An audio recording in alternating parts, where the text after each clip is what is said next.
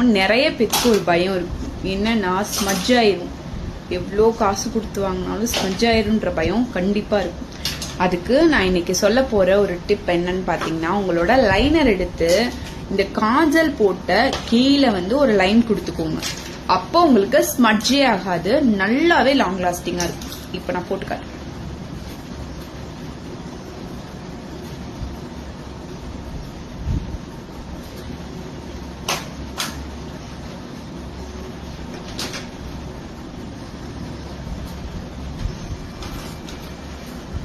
எப்படி பெர்ஃபெக்ட்டா இருக்குல்ல?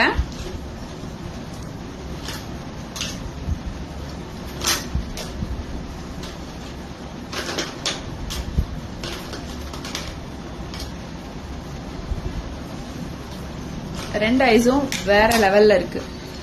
இந்த மாதிரி ப்ரோ டிப்க்கு என்ன ஃபாலோ பண்ணி வச்சுக்கோங்க.